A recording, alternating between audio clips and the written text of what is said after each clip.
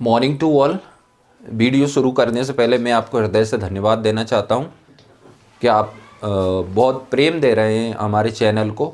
और प्रेम से मेरा मतलब क्या है, आप सभी लोग वीडियो को लाइक भी कर रहे हैं, शेयर भी कर रहे हैं, अपने स्टेटस पे भी इसे लगा रहे हैं ताकि उन लोगों तक ये मैसेज पहुंच सके जिनका इंग्लिश वीक है। अब उनकी एज कुछ भी हो सकती है, 10 साल का बच्चा हो सकता है, युवा हो सकता है, बूढ़ा हो सकता है, हर व्यक्ति इसको सीख सकता है। इसमें एज का कोई फैक्टर नहीं है, तो हर व्यक्ति इंग्लिश सीख सकता है, इसमें कोई दो राह नहीं है, बस प्रैक्टिस करना है। अब एक सवाल रहता है लोगों का कि हम प्रैक्टिस करें किससे, तो भाई खुद से करना पड़ेगा। कोई इंग्लिश हमसे बोलता ही नहीं है, वो इसलिए नहीं बोलते, उन्हें नहीं सीखना। आप तो अपने आप से बात कीजिए ना, आपको सीखना है ना, तो आप अपने आप से बात कीजिए। हाँ, यदि आपको कोई ऐसा बंदा मिल जाए जिसका लैंग्वेज इंग्लिश है तो फिर सोने पे सुहागा हो जाएगा, आप उनसे जाके इंग्लिश में अपना प्रैक्टिस कर सकते हैं। बाकी रही बात सुनने की, तो बहुत सारे चैनल हैं जिन पे वीडियोस पड़े हुए हैं तमाम, और वो सिर्फ इंग्लिश ही इंग्लिश बोलते हैं, हिंदी बोलते ही नहीं है। वो मैं आपको बाद में सजेस्ट करूंगा। कुल मिला के अभी तो आप सेंटेंस जो मैं सिखा रहा हूं उनकी प्रैक्टिस कीजिए, खुद का एक क्राइटेरिया बनाइए, मैं ये बातें बोल दूंगा। क्या करना है, हम प्रेजेंट इंडेफिनिट सीख रहे हैं जिसमें जो हम काम करते हैं वो सारे इंग्लिश में हमें बोलना आना चाहिए। ये सबसे पहले स्ट्रक्चर है। किस तरह की बातें जो हम करते हैं इंग्लिश में बोल के बताता हूँ, 10 20 50 बातें। आई गो, मैं जाता हूँ, आई गो विद देम, मैं उनके साथ जाता हूँ। दे प्ले, वे खेलते हैं। दे प्ले क्रिकेट, वे क्रिकेट खेलते हैं। They play in the morning, वे सुबह खेलते हैं। They play cricket with me, वे मेरे साथ क्रिकेट खेलते हैं। They play cricket in the morning, वे क्रिकेट सुबह खेलते हैं। They go to play at 7 o'clock in the morning, वे सुबह 7 बजे खेलने जाते हैं। तो इस तरह के सेंटेंस में फ्लुएंसी लेके आना है। सर इससे सीख जाएंगे क्या? नहीं, ये शुरुआत है और शुरुआत में हम ऐसे जाएंगे। पहले इस स्ट्रक्चर के सेंटेंस में फ्लुएंट होना पड़ेगा, फिर ब्रेन रीड करेगा और इस तरह के सेंटेंस बोल पाएगा। फिर एक एक चीज को इकट्ठा करेंगे, definitely one day we will be able to speak in English. फिर एक दिन हम इंग्लिश बोल सकेंगे। तो शुरू करते हैं आज का वीडियो। तो प्रैक्टिस करेंगे ना आप, प्रैक्टिस करना ही पड़ेगी। There is no any other option to learn this language. कोई दूसरा ऑप्शन है ही नहीं है एक्सेप्ट प्रैक्टिस, सिवाय प्रैक्टिस के। तो ये तो करना ही पड़ेगा भैया, एनी हाउ। शुरू करते हैं। तो हम फिर से वही बताना चाह रहे हैं कि टेंस लिखा हुआ है, प्रेजेंट इंडेफिनिट है, अफर्मेटिव सेंटेंस बना रहे हैं, यही चलता रहेगा कुछ दिन तक, क्योंकि हम एक एक चीज बड़ी बारीकी से ले रहे हैं ताकि हमें गिव अप ना करना पड़े, एंजॉय करें, बोरियत ना हो हमें। ठीक है, देखिए फिर वही स्ट्रक्चर है हमारा। सब्जेक्ट आएगा, फिर इसको या तो फर्स्ट फॉर्म मिलेगी या तो फिफ्थ मिलेगी, और फिर क्या आ जाएगा, ऑब्जेक्ट। ठीक है, और इसमें हम क्या कर रहे हैं, इस स्ट्रक्चर में अब प्रीपोजिशन लगा रहे हैं। तो कुछ प्रीपोजिशन पहले पढ़ लिए, जैसे कि आपको पता होगा, एक हमने क्या पढ़ा था, सबसे पहले टू पढ़ा था, फिर इसके बाद हमने क्या पढ़ा है, विद पढ़ा, फिर इसके बाद क्या पढ़ा हमने, एट पढ़ा, और फिर इसके बाद क्या पढ़ा हमने, ऑन पढ़ा, फिर क्या पढ़ा, इन, और आज हम क्या पढ़ रहे हैं, फ्रॉम और फॉर। ताकि इससे क्या हम बातों को ट्रांसलेट कर पाए, और ट्रांसलेट करने से नहीं सीख रहा है, वो मैं बाद में बताऊंगा कि ट्रांसलेट करना क्या है और इंग्लिश बोलना क्या है। नेचुरल वे में जब हम बोलते हैं तो क्या क्या करते हैं वो स्टेप बाय स्टेप सब बताता जाऊंगा। आप क्या रखिए, पेशेंस रखिए। सर ये क्या है, धीरज, धैर्य, तसल्ली रखिए आप।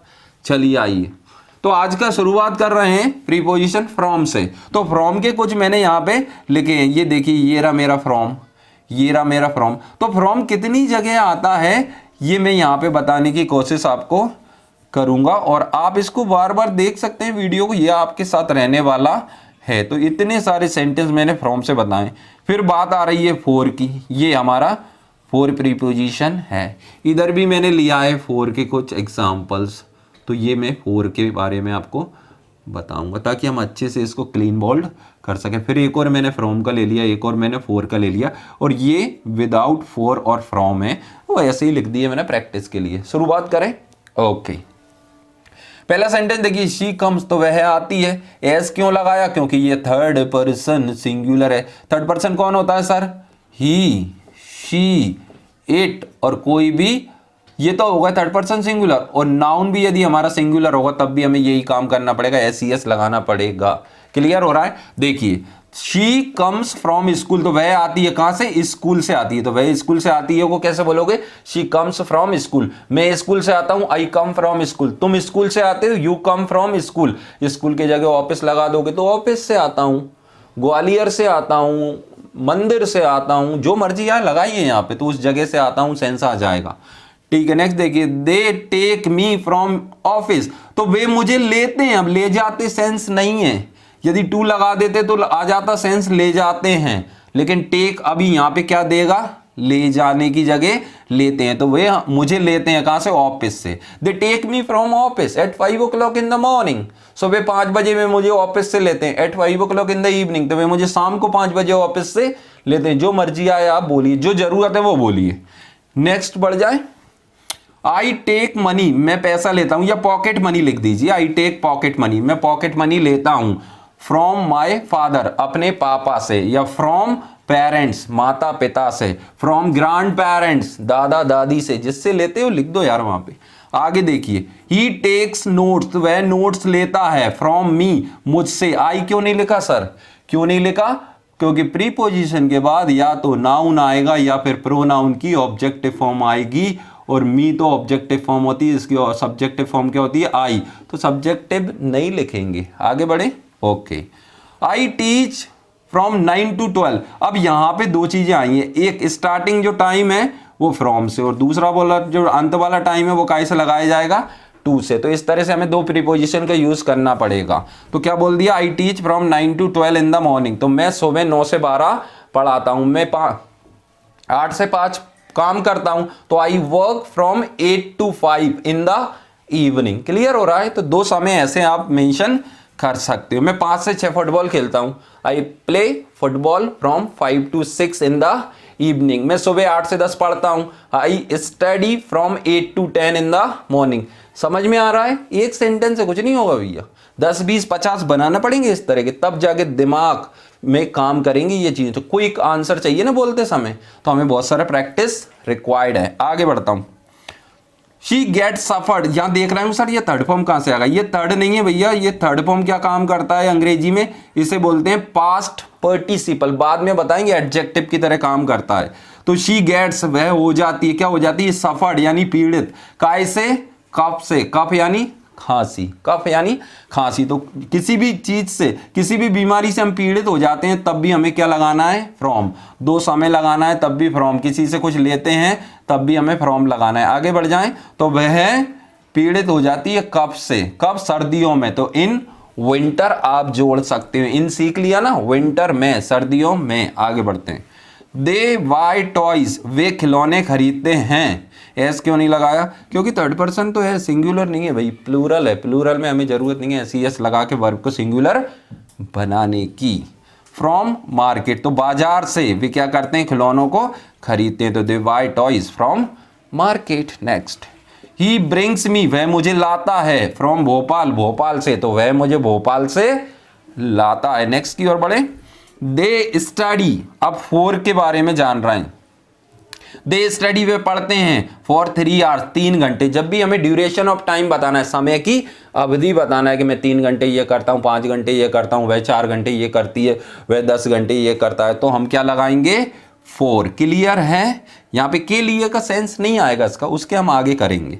नेक्स्ट, मोहन टीचेस, मोहन पढ़ाता है, 4-5 hours, 5 घंटे। अब हम इसमें जोड़ सकते हैं, मोहन 5 घंटे सुबह पढ़ाता है, तो Mohan teaches for 5 hours in the morning, शाम को पढ़ाता है, इन द इवनिंग दोपहर में पढ़ाता है, इन द नून रात में पढ़ाता है, तो एट नाइट या इन द नाइट दोनों ले सकते हो। आगे बढ़े, मोहन टीचेस, ये तो हो गया। आगे देखते हैं, हिज फादर, ये हिज क्या है सर, तो मैंने बोला था हिज, माई, योर, देयर, इनके बाद हमेशा नाउन आएगा, और इसका हिंदी क्या है, उसके, तो उसके पापा, तो उसके पापा क्या करते हैं, वर्क्स, काम करते हैं, फॉर 8 hours, कितने घंटे, 8 घंटे। क्लियर है, आगे बढ़ते हैं।